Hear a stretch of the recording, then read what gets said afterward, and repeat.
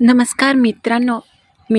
झालं असं, ती सकाळची वेळ होती आणि आमच्या समोरून गावातले किसनराव चालले होते आमच्या घरापुढून. त्यावेळेस मी म्हटलं, "काय किसनराव, कुठे चाललंय?"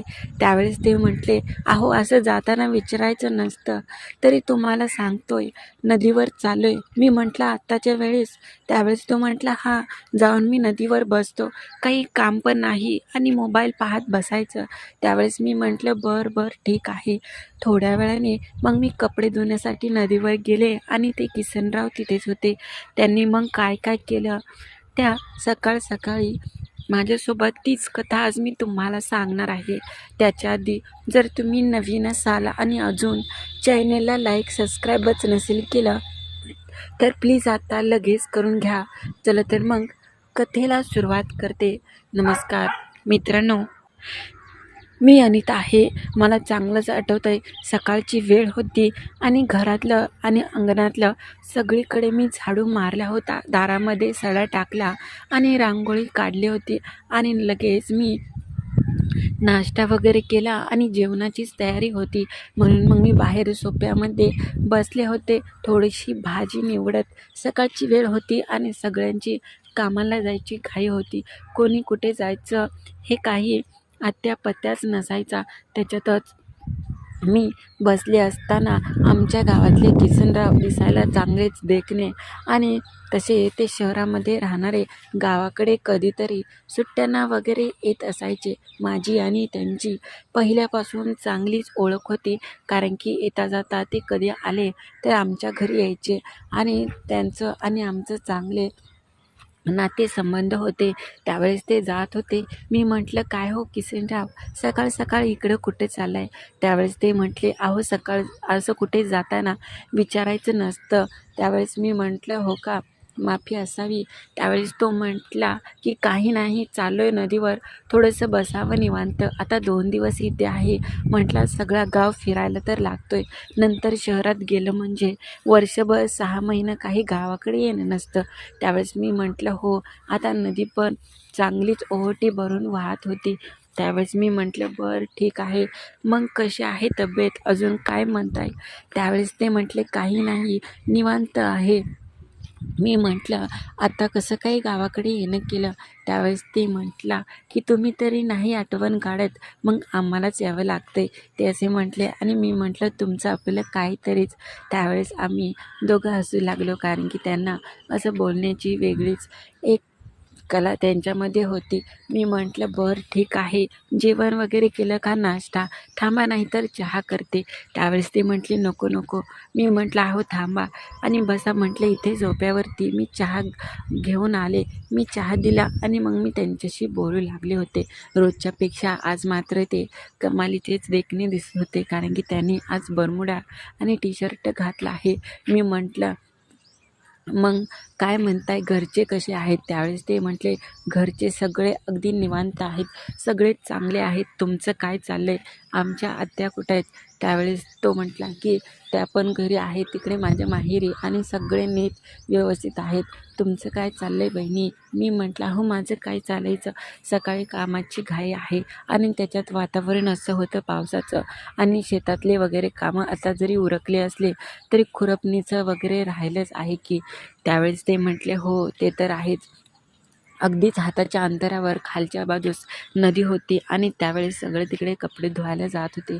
त्यावेळेस त्यांनी चहा घेतला आणि म्हटले, "येतो, नंतर ऊन जर झालं तर काही सगळं नंतर घरी माघारी यावं लागेल." त्यावेळेस मी म्हटलं, "हो, ते तर आहेच."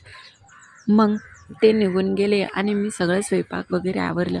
खूप वेळ झाला होता. आता कपडे नदीवरूनच धुवून यावं असं मी म्हटलं आणि बकेटमध्ये मी सगळे कपडे घेतले, कारण की आज आठवड्याभराचे राहिलेले कपडे सगळे मी घेऊन नदीवर चालले होते.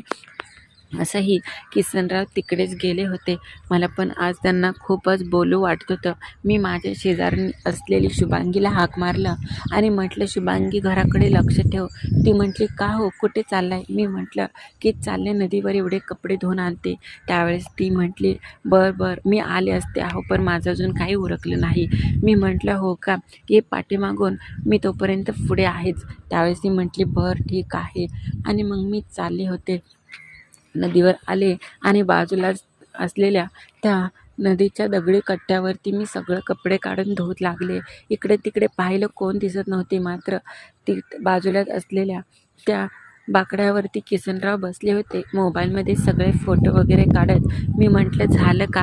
त्यावेळेस ते म्हटले, अहो तुम्ही केव्हा आलात? त्यावेळेस मी म्हटलं, तुमचं लक्ष तरी आहे का माझ्याकडे? आणि तुम्ही तुमच्या फोनमध्ये एवढं काही व्यस्त आहात, कोणाशी बोलताय एवढं? आणि काय चाललंय तुमचं तिकडं? त्यावेळेस ते म्हटले, अहो कोणाशी बोलायचं? आणि तुमच्याकडे लक्ष असून पण काय उपयोग आहे?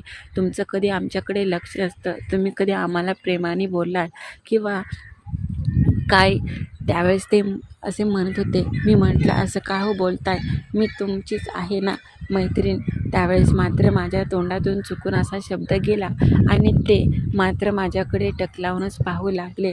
आणि मग मी म्हटलं की असं नका बाई पाहू, अगदीच कोणी गावातल्या लोकांनी पाहिलं तर वेगळाच काही अर्थ घेतील. त्यावेळेस ते म्हटले, घेऊ दे ना, घेतला तर त्याच्यात काय आहे? मग ते येऊन माझ्या बाजूला बसले आणि मी त्यांना बोलत कपडे धुत होते. ते म्हटले, आधीसारखं वातावरण आहे गावाकडचं. आधी कसे सगळे जण येत असायचे, मित्र वगैरे, पाहुणे रावळे, आणि एक वेगळाच आनंद असायचा. मात्र आता तसं काही नाही. त्यावेळेस मी म्हटलं, हो तुम्ही आता तिकडे गेलाय म्हटल्यावर इकडेचं कशाला चांगलं वाटेल, इकडं कशाला तुम्ही येचाल? आहोत तसं नाही होते मला म्हटले. मी म्हटलं की ते सगळं जाऊ द्या, तुमचंच काय चाललंय? एकटेच आलात का? त्यावेळेस ते म्हटले, हो, आम्ही खूप वेळ असं बोलू लागलो आणि नदीवर इकडे तिकडे कोणीसुद्धा नव्हतं, मी आणि तेच होतो. त्यावेळेस ते मला म्हटले की तुम्हाला एक बोलू का? त्यावेळेस तुम्हाला राग तर नाही येणार? मी म्हटलं, बोला की किसनराव, एवढं त्याच्यात राग येण्यासारखं काय आहे? त्यावेळेस ते मला म्हटले की तुम्ही जाता येता नेहमी मला बोलता आणि माझी विचारपूस करता. मला खूपच बरं वाटतं. असं वाटतं कोणीतरी आपलं जवळचं व्यक्ती माझी एवढ्या प्रेमाने माझी विचारपूस करतंय. खरं म्हणायला गेलं तर आज मी गेल्यानंतर नंतर कधी येईल हे काही मला माहीत नाही. मात्र आहे तोपर्यंत मी बोलून टाकतो की तुम्ही मला खूपच आठवता आणि नेहमीच मला तुमची आठवण येते. तुमचा हा बोलका स्वभाव मला खूपच माझ्या मनाला लावून जातो. माझी खूप इच्छा होते तुमच्याशी बोलण्याचं, तुम्हाला भेट करण्याची. मात्र काय करायचं, तुमच्या मनात मी आहे की नाही हे माहीत नाही. त्यावेळेस मी म्हटलं, अहो तसं काय बोलताय? मला पण तुम्ही खूपच आवडता आणि माझी पण खूपच इच्छा होते. मात्र तुम्ही पण माझ्याकडे लक्ष देत नाही.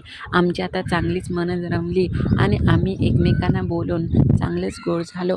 मी म्हटलं की नंतर कधी येणार आहेत? त्यावेळेस ते म्हटले, नाही मी येणार, आता इथे आहे आपण दोघंच, कोणीसुद्धा नाही. त्यावेळेस मी म्हटलं, हो, पण कुठे जायचं आपण? कोणी पाहिलं तर? त्यावेळेस ते मला म्हटले की चला आतमध्ये जाऊ, तिकडं झाडी किती आहे, तिकडे जाऊया. आणि मग काय कोणीसुद्धा येणार नाही. मी म्हटलं, बरं तुम्ही व्हा पुढे, मी आलेच.